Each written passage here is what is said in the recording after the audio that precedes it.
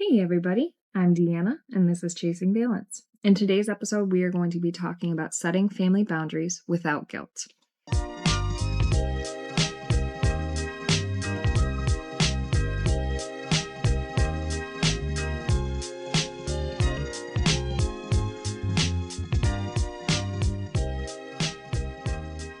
As you guys probably have noticed, my other half is gone today. Keeping with the theme of today's episode, he is setting healthy boundaries and taking the day off and focusing on some things that he is behind on at work.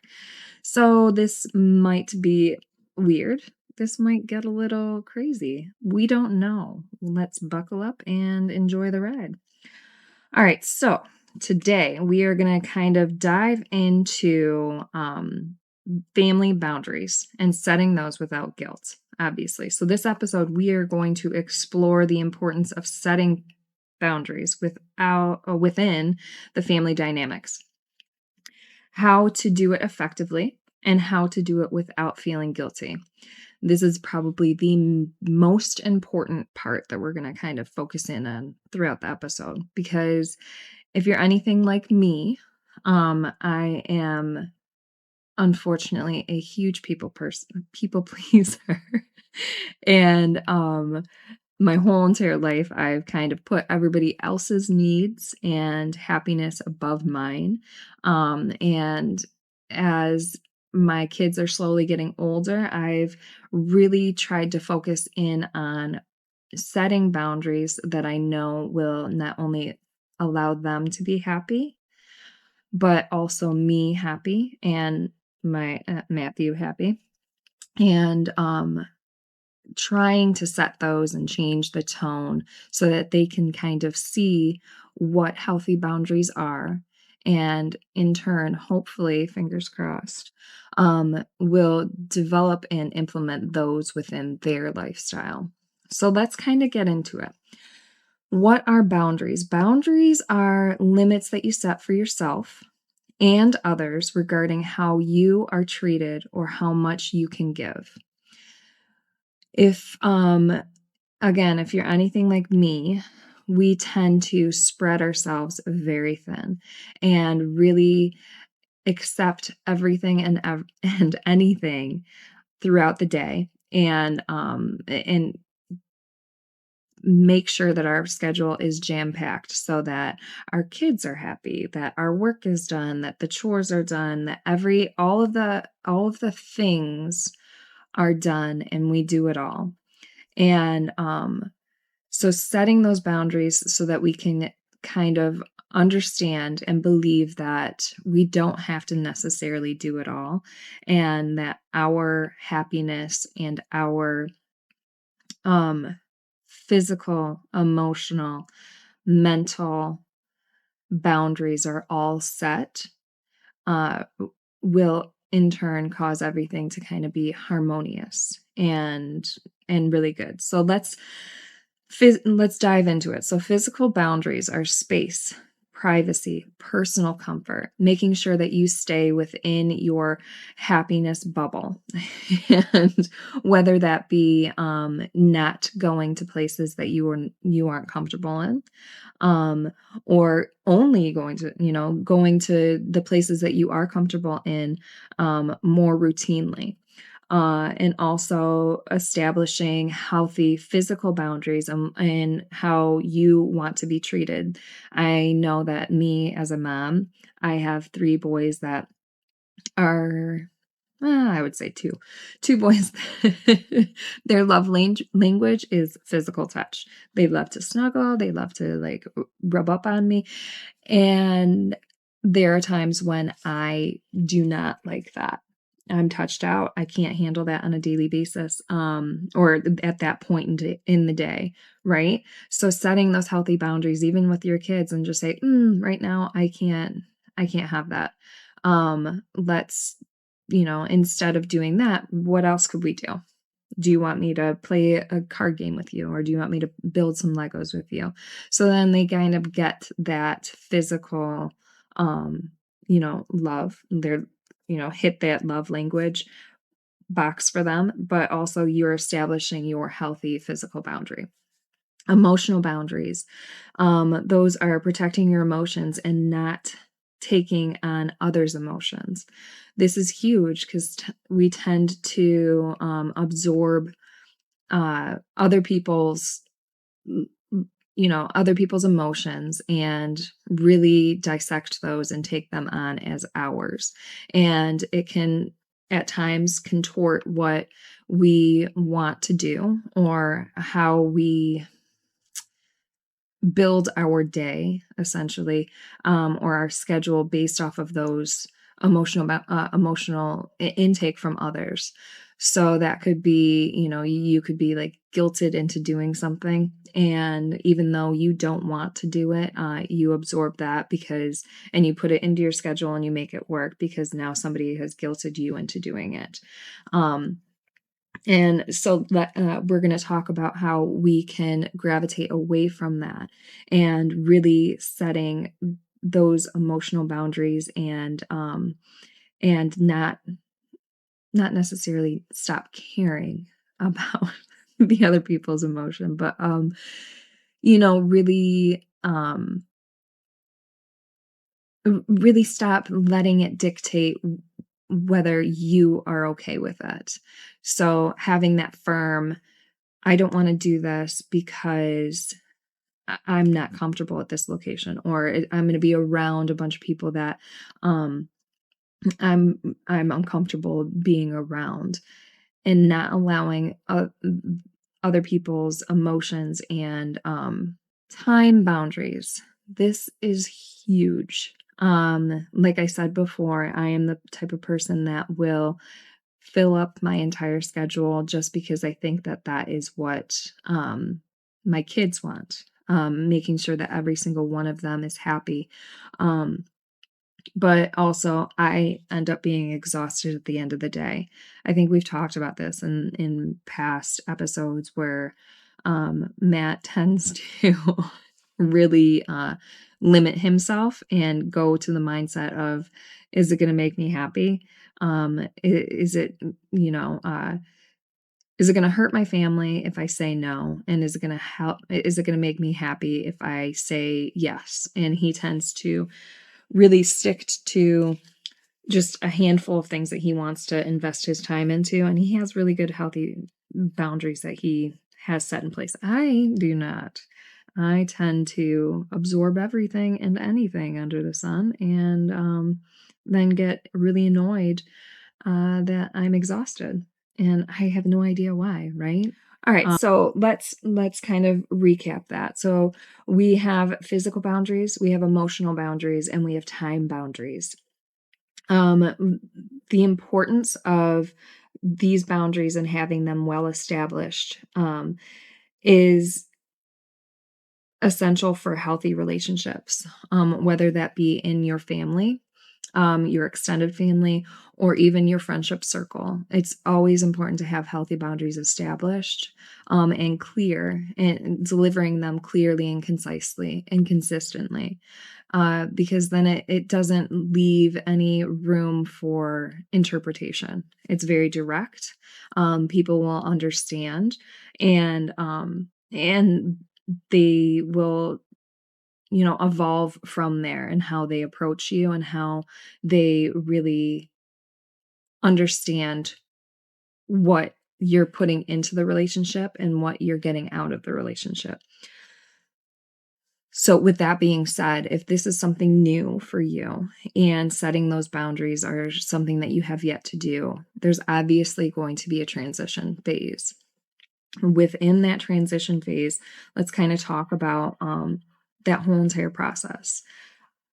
Naturally, when you begin to stand up for yourself and set those healthy boundaries, you're going to get some pushback from your family, your friend circles, whatever area that you're setting those boundaries in. There's going to be pushback, and the most important part about that is to not feel guilty. So, and eventually over time, people will tend to understand and accept that. but it is a process, right? So within that process, let's talk about the main thing that more than likely you will experience. And that will more than likely be guilt, unfortunately. And the guilt is, could be just as simple as saying no to a family member or a friend, and guilt in taking time for yourself and understanding that it's always important to put yourself and your family first. And then also the guilt of prioritizing your personal goals and needs over family obligations or other people's needs, essentially, moving away from that train of thought of other people's, what is that saying? Your emergency isn't my urgency, kind of moving away from of taking on everything and really setting yourself up for success and healthy terrain, healthy boundaries. So, let's get into it. Let's get into the meat of everything. How do we set healthy boundaries without feeling guilty? We can start off with recognizing your limitations.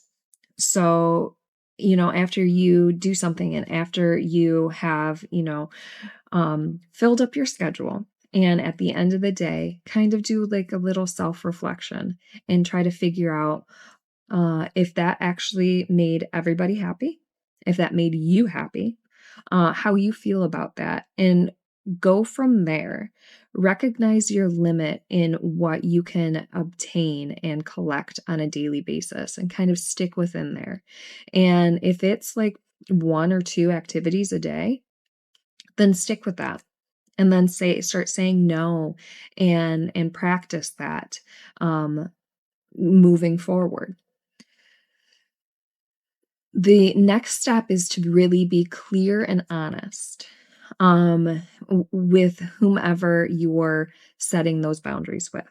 So let's say you have to work the full day and you are asked to do a play date and it isn't convenient and you're going to have to rush and get through dinner and then do the play date and then get home and do all the baths and all the bedtime routine and everything. Everybody might have fun, but it could be extremely stressful on yourself.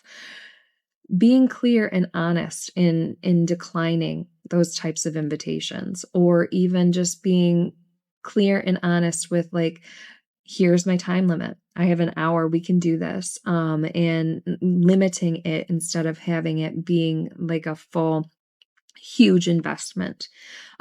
Figuring out what your boundaries are and then delivering them clearly and honestly with the person that is intended, right?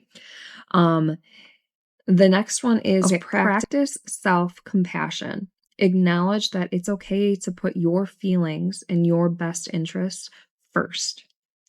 And you are not responsible for others' reactions or feelings. Now, that doesn't negate that they have the right to have those reactions or those feelings, but you are not responsible for those. So you need to set that healthy emotional boundary and not absorb that and end up feeling guilty about making a decision that primarily is for your benefit. Because let's be honest, we're the ones that have to live with ourselves 24/7, right? So let's get into the habit of really practicing self-compassion and encouragement and understanding that we are doing this for the betterment of ourselves. Another way to set healthy boundaries without feeling guilty is to start small so that you can eventually build the confidence for the bigger things. And when you start small, obviously, it's kind of like learning anything, brand new, starting with the basic, the elementary phase of it and building from there. And only in time and in practice will you start to get better at it, and you'll be able to deliver it more concisely and more completely over time. And like I said, the recipients of those boundaries that you have set will obviously need some adjusting as well. So, starting small might be a great approach to having this included in your daily practice. Consistency is key. Keeping consistency in those boundaries that you have set. Um, that is probably the most important thing because, like, I don't know, think of yourself as like a toddler, right? You have to like be consistent with them because the second they see you buckle, they will take over and think like, okay, well, she gave in on this um one time, she'll give into it eventually. You have to be consistent. Um you really have to establish what those boundaries are, deliver them deliver them consistently and put your foot in the ground. And at times it's going to be extremely hard. Yes, but over time, just like we said, we're going to start small. Over time, it is going to be easier for you to establish and stay with it consistently. Involve the family. That's the next part. Have open conversations with your family members about why boundaries are important for everyone's well being and encourage them to set their own boundaries as well. This happens with me on probably a daily or weekly basis. I have our middle kiddo, Braden. He is very similar to me in that regard, where he is a people pleaser. He tends to just do everything and anything that the group of kids that he's hanging out with wants to do and never really does the stuff that he wants to do. So he will like spend a full day hanging out with his friends and then get home and just be like, this was the worst day ever. We didn't get to play soccer. We didn't get to play, or we didn't get to do this because so and so wanted to do this instead. And instead of standing up for himself, he will just go along with the flow of everybody and end up putting himself last and kick himself at the end of the day about it. So, setting those examples for your kids is obviously the most important, but also involving them in understanding why it's important to set these boundaries to begin with is extremely important because not only do they see you showing them how to through example of living your own life, but also they will see it or they'll understand it because you're talking about it with them and you're explaining them or explaining to them the importance of it. So involving the family is really important and can result in setting healthy boundaries without guilt. Okay, so and then the last thing that I have on my notes for this little segment is how we should deal with resistance. Like we've talked about throughout this episode, the people that you are setting, or as you are setting boundaries for yourself, healthy boundaries, whether they be emotional, physical, or even time boundaries, the individuals that you are setting those boundaries with are going to have resistance. There's going to be that resistance and potentially guilt that sets into play with that. So how do we deal with that? How do we handle those pushbacks? That is a great question. And that is really it's going to shift from experience to experience, right? So I tend to follow the mindset of, does this make me happy? Does it make my family, my kids happy? Is it going to affect the relationship of that individual if I express these boundaries? And, if those boundaries are bringing me happiness and bringing my family happiness, I don't really care if it's putting a strain on that relationship, because the fact of the matter is that if it is going to affect the relationship of that individual in a negative tone that is unfixable in the end, what does it say about that relationship? That's kind of the question that I ask myself. Does it explain that they are beyond emotional growth? Or does it kind of allude to the fact that the relationship was never solid to begin with because they can't accept the fact that you are evolving and you're setting those boundaries for yourself? So that's what I kind of that's what I kind of go with. Um, and and I tend to just kind of reflect on it and really dive into that thought process, I guess, and go from there. And I will be completely honest with you, I've cut out a lot of people within my life because of that.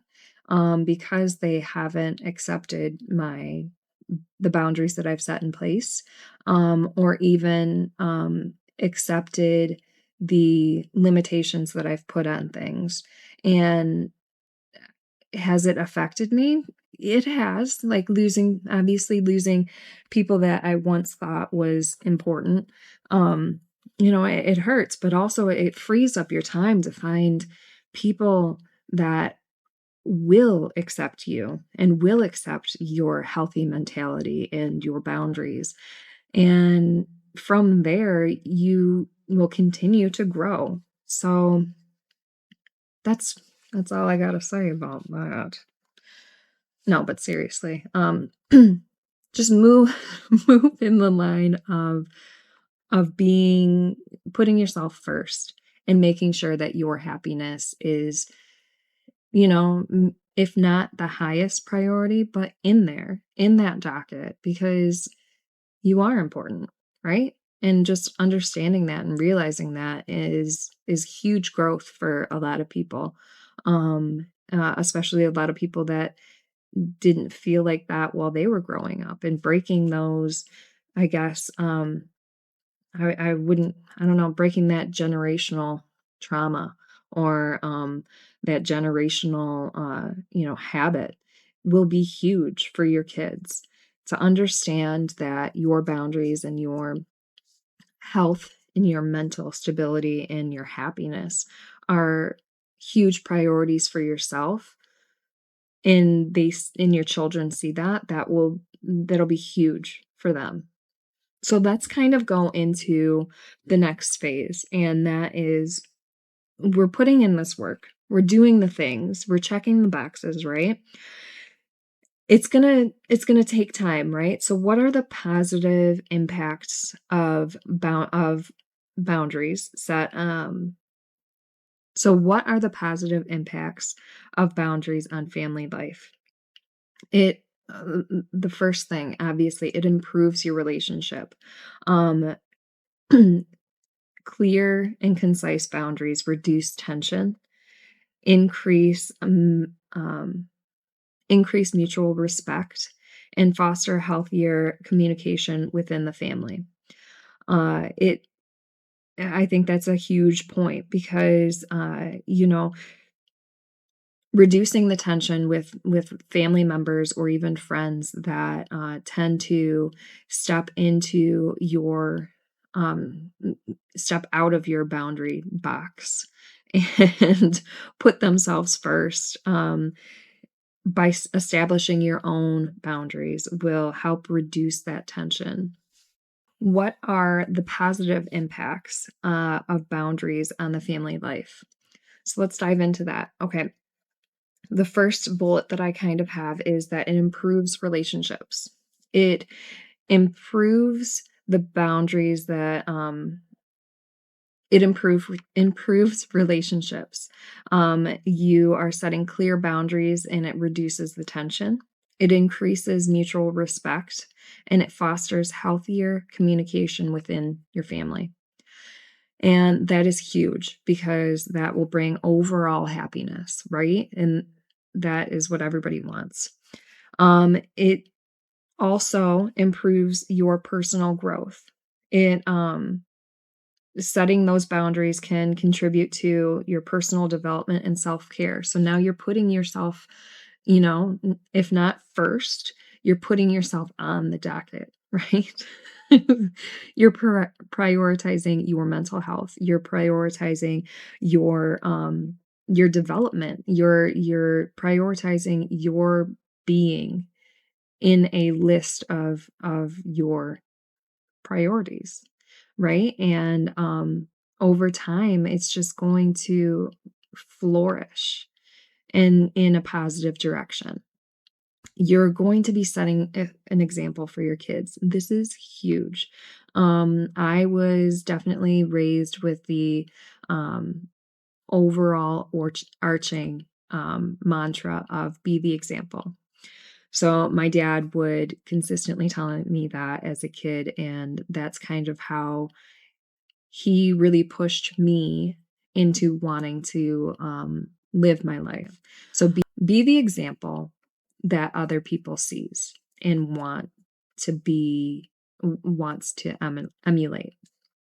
And as our children tend to watch every single freaking thing that we do, they're going to see you setting those examples. And like we discussed before, we're going to involve our family. We're going to communicate how to set these boundaries. And they're going to see it through example and they're going to understand it. And it's going to be huge for their personal, emotional, physical growth as they go from troll to like adults, right? and, the last thing that we have is that in a positive impact in setting those boundaries is that you're going to free up more time for those things that actually freaking matter. You're going to weed out all this stuff that doesn't really matter, more like the fluff that you just consumes your entire day and stresses you the F out. And it's going to free you up for experiencing and really enjoying all the stuff that really matters. So let's kind of go through a few practical strategies and tips.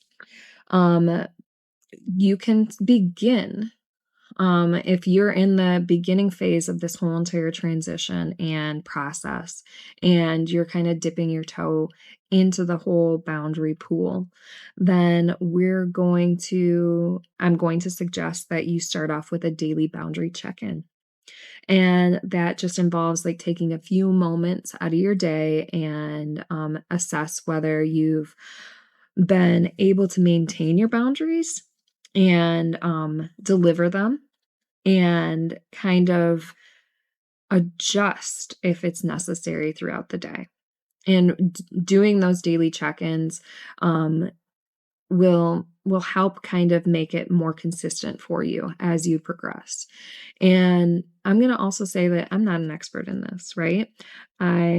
This is something that I have to continue to practice every single day, and I am slowly but surely getting a lot better at it. But it does take time and it does take work and it does take a lot of internal encouragement.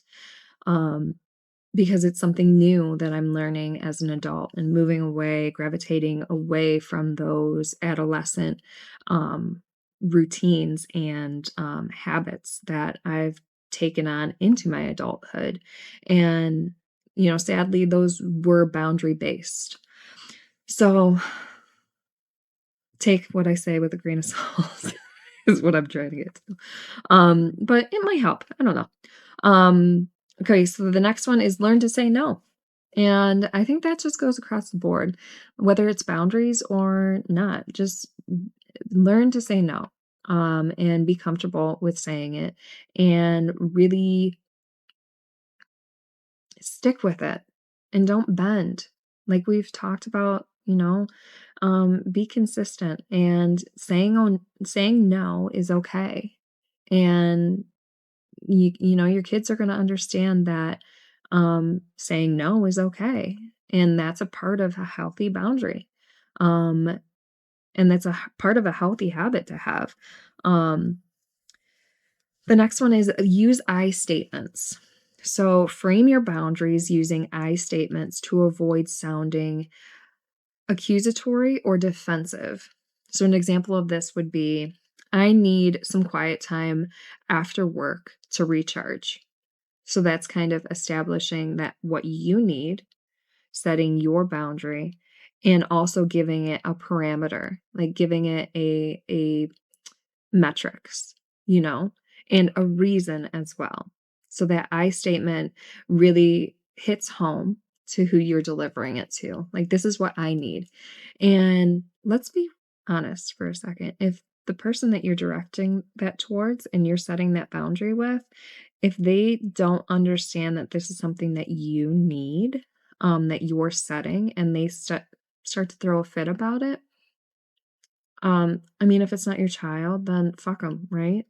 Um, because because it's important to you, so stick with it. Those "I" statements are really good, and it's a really good habit to get into.